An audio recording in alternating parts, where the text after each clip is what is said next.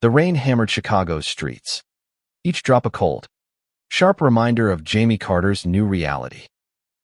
At 19, he stood in an alley behind his childhood home, his father's final words echoing like a gunshot. "No son of mine will be a disgrace." His backpack, stuffed with a few clothes and a crumpled photo of his late mother, felt heavier than the world itself. Jamie's heart raced as he leaned against the brick wall, the chills seeping through his thin jacket. He'd always known his father, Richard Carter, a stern mechanic with a temper as unyielding as the steel he worked with, would never accept him. But knowing and living it were two different beasts. Coming out had been a desperate bid for freedom, a chance to breathe after years of hiding who he was. Instead, it had cost him everything: his home, his family, his sense of safety. The alley smelled of wet asphalt and regret, and Jamie wondered if he'd made the worst mistake of his life. A flicker of light caught his eye. Across the street, a neon sign buzzed above a small art gallery, its warm glow cutting through the storm. The Painted Haven. Jamie had passed it countless times, but never dared step inside. Art was his secret passion, one his father had mocked as pointless. Yet now, with nowhere to go, the gallery's open door seemed like a lifeline. He wiped his face, squared his shoulders, and crossed the street, his sneakers splashing through puddles. Inside, the air was warm, scented with coffee and turpentine. Canvases lined the walls, bursts of color and emotion that made Jamie's chest ache with longing. He lingered near a painting of a boy staring at a starry sky, his silhouette framed by a cityscape. It felt like looking into a mirror. "You like that one?" a voice asked, soft but curious. Jamie turned to see a young man, maybe a year or two older, with dark eyes and a kind smile. Paint flecks dotted his jeans, and his black hair fell messily over his forehead. "I'm Ezra Nguyen," he said, extending a hand. "This is my gallery." "Well, mine and my aunt's." Jamie hesitated, his voice rough from crying. "I'm Jamie. I just needed somewhere dry." He didn't mention the fight, the screaming, or the door slamming behind him. But Ezra's gaze lingered, gentle and knowing, as if he could see the cracks in Jamie's armor. "Stay as long as you need," Ezra said, gesturing to a small couch in the corner. "Rain like this doesn't forgive, and neither do some people." His words carried a weight that made Jamie wonder what stories Ezra held behind his easy smile. Over the next hour, Jamie sat, clutching a mug of coffee Ezra had offered. They talked tentatively at first, then with a strange, effortless rhythm.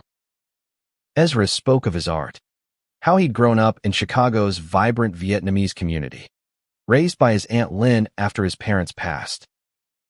Jamie shared fragments of his life, his mother's love for sketching, his father's disdain for anything soft, and the secret he'd kept since he was 13. "I told him tonight," Jamie admitted, staring at the floor. "He threw me out. Called me. He couldn't finish." Ezra's hand rested lightly on his shoulder. "You're not what he says you are. You're just you.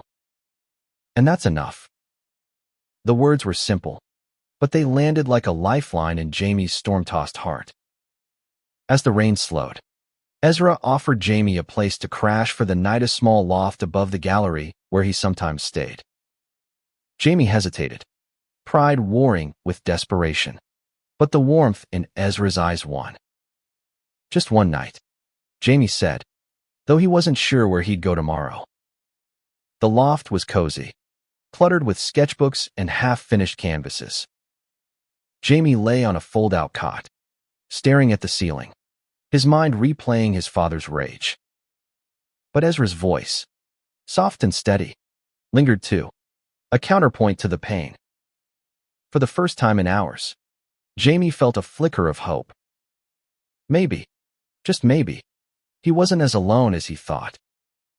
The next morning, sunlight streamed through the loft skylight, painting the room gold.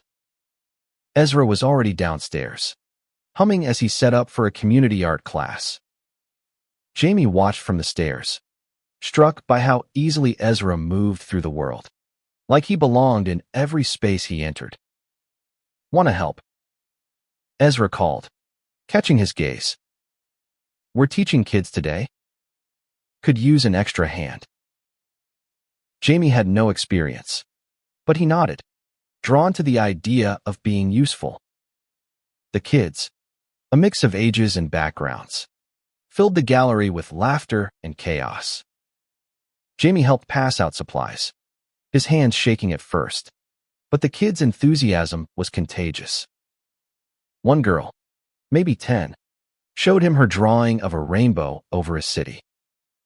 "It's for my two moms," she said proudly. Jamie's throat tightened, but he smiled. "It's perfect," he told her. By the end of the day, Jamie felt lighter, like the weight of his father's words had lessened just a fraction. Ezra noticed. "You've got a knack for this," he said, nudging Jamie's shoulder. "Stick around. We could use you." Jamie wanted to say yes, to cling to this small oasis of acceptance. But doubt gnawed at him. He was homeless, jobless, with nothing but a backpack and a broken heart. How could he belong here? Yet Ezra's belief in him was a spark, and Jamie wasn't ready to let it die. Over the next week, Jamie stayed at the gallery, helping with classes and odd jobs. He and Ezra grew closer, their conversations stretching late into the night. Ezra shared his dreams of showcasing queer artists, of creating a space where people like them could feel safe. Jamie confessed his own dream of studying art, a dream his father had crushed. "You should do it," Ezra said fiercely. "Don't let him take that from you." One night, as they sat on the loft's fire escape, the city sprawling below, Ezra reached for Jamie's hand. The touch was electric, grounding, terrifying. Jamie's heart pounded, but he didn't pull away. "I'm scared," he admitted, his voice barely a whisper. "Of this. Of everything." Ezra's thumb traced circles on his hand. "Me too. But we don't have to figure it all out tonight." They sat in silence, the city's hum wrapping around them, and Jamie felt something fragile, beautiful possibility. But the world outside the gallery wasn't as kind. Jamie knew he couldn't stay in Ezra's loft forever, no matter how much it felt like a sanctuary. Chicago's streets were a maze of opportunity and danger, and he needed a plan. Ezra, sensing his restlessness, suggested they visit a local LGBTQ+ community center. "They've got resources," he said. "Job leads, housing options. It's a start." The center, tucked in a bustling neighborhood near Lake Michigan, was a riot of color and noise. Posters for Pride events plastered the walls, and a group of teens laughed over a game of cards. Jamie felt out of place, like an intruder in a world he barely understood.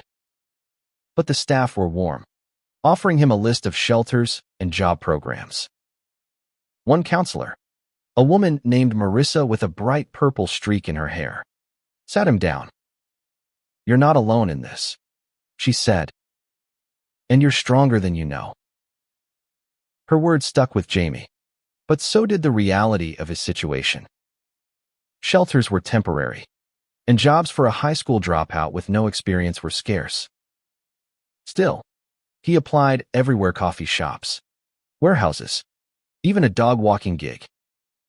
Rejections piled up, each one a jab at his fragile confidence. Ezra was his anchor, slipping him cash for bus fare or sharing takeout when Jamie's pride wouldn't let him ask for help. One afternoon, while helping Ezra hang a new exhibit, Jamie's phone buzzed. He froze. It was his father, against his better judgment. He answered, "You ready to come to your senses?" Richard's voice was gruff, unyielding. "I'll let you back if you drop this nonsense." Jamie's grip tightened on the phone. "It's not nonsense. It's who I am." The line went silent, then clicked dead. He stood there, trembling, until Ezra pulled him into a hug. "You did the right thing," Ezra murmured. "You chose yourself." That night, Jamie couldn't sleep. He sketched in one of Ezra's spare notebooks, pouring his anger and hurt into jagged lines and shadowed figures. When Ezra found the sketches the next morning, his eyes lit up. "These are incredible, Jamie. Raw. Real. You've got something special." He insisted on displaying one in the gallery's next show, a small community event featuring local artists. Jamie Protstetto wasn't an artist. Not really, but Ezra's enthusiasm was relentless. The show was a whirlwind. Jamie's sketch, a stark black and white image of a boy standing alone in a storm, drew whispers and nods from the crowd. A local art teacher, Ms. Delgado, approached him. "You've got talent," she said, handing him her card. "I run a free art program at the community college. You should apply." Jamie's heart raced. A real opportunity, not just a handout. He thanked her, clutching the card like a lifeline. But as the night wore on, doubt crept back. Could he really do this? Build a life from nothing? Ezra, sensing his spiral, pulled him aside. "You're not nothing," he said fiercely. "You're Jamie Carter, and you're going to make it." Their connection deepened with every shared moment. Late nights turned into stolen kisses, tentative at first, then bold and hungry. Jamie had never felt so seen, so wanted. But love, he learned, didn't erase the world's sharp edges. A week later, he overheard a conversation that shattered his fragile peace. Ezra's Aunt Lynn, who owned half the gallery, was talking to a supplier. "We're barely breaking even," she said, her voice low. "If we don't get a grant or a big sale soon, we might have to close." Jamie's stomach dropped. The gallery wasn't just Ezra's dream, it was his lifeline, too. If it failed, what would happen to them? Determined to help, Jamie threw himself into finding ways to save the gallery. He helped Ezra promote the next show, posting flyers in coffee shops and sharing posts on social media. He even pitched an idea, a queer art showcase, highlighting stories like theirs. Ezra loved it, and they spent hours planning, their shared passion a spark in the darkness. But the city wasn't done testing them. One night, as they locked up the gallery, a group of men lingered across the street, their voices loud and mocking. "Faggots," one spat, the words slicing through the air. Jamie froze, his father's voice echoing in his head. Ezra grabbed his hand, pulling him inside.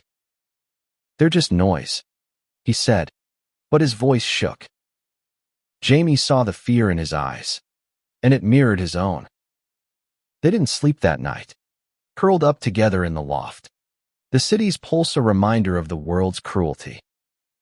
But in Ezra's arms, Jamie found a strength he hadn't known he had. "We'll fight for this," he whispered. "For us. For the gallery." Ezra nodded, his lips brushing Jamie's forehead. Together, he promised. The queer art showcase became their lifeline. Jamie and Ezra poured everything into it, from curating pieces to securing a small grant from the community center. Jamie's sketches grew bolder, each one a piece of his soul, his pain, his hope, his love for Ezra. The showcase was set for a Saturday night, and the gallery buzzed with anticipation. Volunteers strung fairy lights, and local musicians offered to perform. For the first time, Jamie felt like he was building something, not just surviving. But the week before the event, disaster struck. A pipe burst in the gallery's basement, flooding the storage room where half the artwork was kept. Jamie and Ezra worked through the night, salvaging what they could, but several pieces, including one of Jamie's, were ruined. Lynn's face was grim as she surveyed the damage. "This might be it," she said quietly. "We can't afford repairs and rent." Jamie refused to give up. He and Ezra rallied the community, asking for donations and volunteers. The response was overwhelming. Queer youth, artists, even the kids from the art classes showed up, mopping floors and repainting walls. Marissa from the community center brought a crew, her purple hair a beacon of hope. "This place matters," she told Jamie. "You matter." The showcase went ahead, transformed by the community's love. The gallery was packed, the air alive with music and laughter. Jamie's remaining sketches hung proudly, each one telling a story of survival. Ezra's paintings, vibrant and bold, glowed under the lights. When a local critic bought one of Ezra's pieces for a hefty sum, the crowd cheered. It wasn't enough to save the gallery outright, but it was a start. As the night wound down, Jamie took the mic, his hands trembling. "This place saved me," he said, his voice cracking. "When I had nowhere to go, it gave me a home. And so did all of you." The crowd applauded, and Ezra squeezed his hand, pride shining in his eyes. But the high didn't last. The next morning, Jamie found a letter slipped under the gallery door. It was from his father. "I saw your little show in the paper. You're embarrassing this family. Stop this, or I'll make you." The words hit like a punch, dragging Jamie back to that rainy night in the alley. He showed Ezra, expecting him to brush it off, but Ezra's face darkened. "He doesn't get to control you anymore," he said. "We'll protect you." Ezra's words were a shield, but Jamie's fear lingered. He threw himself into his art, enrolling in MS. Delgado's program and landing a part-time job at a bookstore. The routine grounded him, but his father's threat loomed like a storm cloud. One evening, as he and Ezra walked home, a car slowed beside them. Jamie's heart stopped. It was his father's old Chevy. Richard rolled down the window, his face a mask of rage. "You think you can parade this filth around my city?" He spat. "You're nothing." Ezra stepped forward, his voice steady. "He's more than you'll ever understand." Richard's eyes narrowed, but he drove off, leaving Jamie shaking. That night, they filed a police report, but the officer's dismissive tone made it clear they were on their own. The incident lit a fire in Jamie. He wasn't nothing. He was an artist, a survivor, a man in love. He and Ezra doubled down on the gallery, planning a second showcase to raise funds. They reached out to queer organizations across Chicago, building a network of allies. Jamie's art began to sell, small pieces at first, then larger ones. Each sale felt like a victory, a step toward independence. But Richard wasn't done. One afternoon, Jamie spotted him outside the gallery, watching from across the street. Panic clawed at him, but Ezra's hand on his shoulder steadied him. "He can't touch us," Ezra said. "Not here." They installed a security camera, and Lynn hired a lawyer friend to draft a restraining order. It wasn't perfect, but it was something.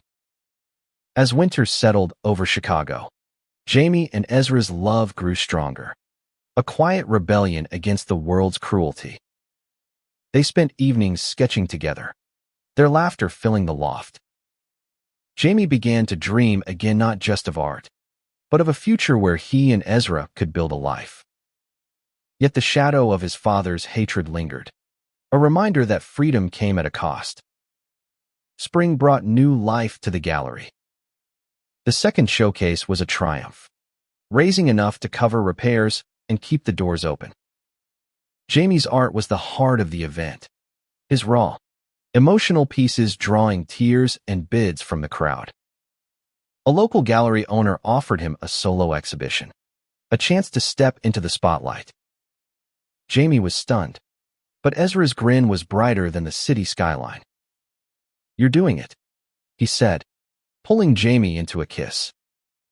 "You're unstoppable." But success didn't erase the past. Jamie's father grew bolder, leaving voicemails filled with venom. "You'll fail. You always do." Jamie deleted them, but each one chipped away at his resolve.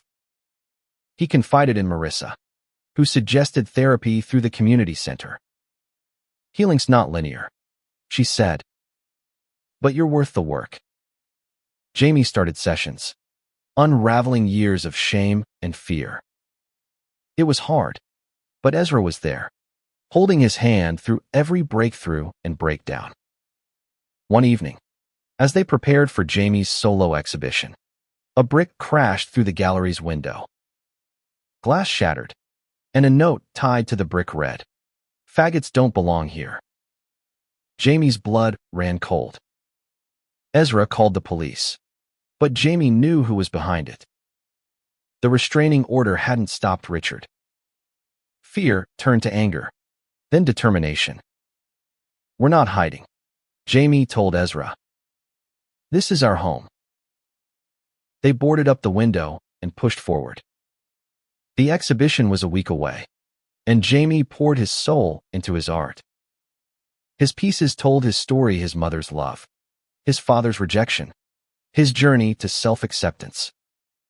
Ezra helped frame each one, his quiet support a lifeline. The night of the show, the gallery was packed. Jamie stood at the center, his heart pounding as he spoke about his work. "This is for anyone who's ever been told they're not enough," he said. "You are. You always were." The crowd erupted, and Jamie felt a weight lift. His art sold out, and the gallery owner offered him a residency. For the first time, Jamie saw a future where he could stand tall. But as the night ended, police arrived. Richard had been caught on camera throwing the brick. He was in custody, facing charges for vandalism and violating the restraining order. Jamie didn't know how to feel. Relief, anger, and grief tangled inside him. Ezra held him as he cried, not for the father he'd lost, but for the boy he'd been, desperate for love that never came. "You're free now," Ezra whispered. "He can't hurt you anymore." The trial was swift. Richard pleaded guilty, his face unreadable in the courtroom. Jamie didn't attend, choosing instead to focus on his art and the gallery. He and Ezra moved into a small apartment together, a space filled with light and color. Jamie's residency brought in steady income, and the gallery thrived as a hub for queer artists. Lynn, proud of their work, handed over more control to Ezra, who dreamed of expanding to a second location. But karma wasn't done. One day, a letter arrived from Richard's lawyer. He was selling the family home, the one Jamie had been kicked out of. In a twist of fate, the buyer was a queer couple, friends of Marissa's, who planned to turn it into a community space for LGBTQ+ youth. Jamie laughed when he heard a bitter, triumphant sound. His father's legacy of hate was being rewritten, brick by brick. Jamie and Ezra visited the house one last time before the sale. Standing in the driveway, Jamie felt the ghosts of his past loosen their grip. "This isn't my home anymore," he said, taking Ezra's hand. "You are." Ezra smiled, pulling him close. "And you're mine." A year later, Jamie stood in the transformed house, now called Haven House. The walls were painted with murals, many by Ezra and the kids from their art classes. It was a place of laughter, safety, and second chances. Jamie, now 21, was a rising star in Chicago's art scene. His work featured in galleries across the city. Ezra's gallery had become a beacon for queer creatives, and their love had grown into something unshakable. One evening, Haven House hosted its first art show, a collaboration between Jamie, Ezra, and the youth they mentored. The kids' artwork hung alongside theirs, stories of resilience and joy woven into every piece. Jamie watched a shy teen, not unlike himself 2 years ago, beam as visitors praised her painting. He felt a swell of pride, not just for her, but for the life he'd built. Ezra found him in the crowd, slipping an arm around his waist. "Look at this," he said, gesturing to the room. "We did this. You did this." Jamie shook his head, smiling. "We did it together." That night, they stood on the roof of Haven House, the Chicago skyline glittering below. Jamie thought of the alley, the rain, the moment he'd thought he'd lost everything. He thought of his mother, who'd taught him to draw, and his father, whose rejection had set him on this path. Karma hadn't just turned the tables, it had built a new one, surrounded by love and community. "I used to think I was broken," Jamie said, his voice soft. "But I was just waiting to be found." Ezra kissed him, slow and sure, the city's lights a halo around them. "You were never lost," he said. "You were always here, waiting for the world to catch up." As they stood together, Jamie realized the truth. His father's hate had tried to define him, but it had only pushed him toward a life he'd never dared dream of. He was an artist, a lover, a survivor. And in this moment, with Ezra by his side and a community behind him, Jamie knew he was exactly where he was meant to be. Haven House thrived, a testament to their resilience. Jamie and Ezra mentored countless youth, their story a beacon for those still finding their way. Richard faded into memory, his influence reduced to a footnote in Jamie's triumph. The world wasn't perfect, hate still lingered in shadows, but Jamie and Ezra faced it together, their love a quiet revolution. Years later, as they stood in their gallery, now a cornerstone of Chicago's queer community, Jamie hung a new painting.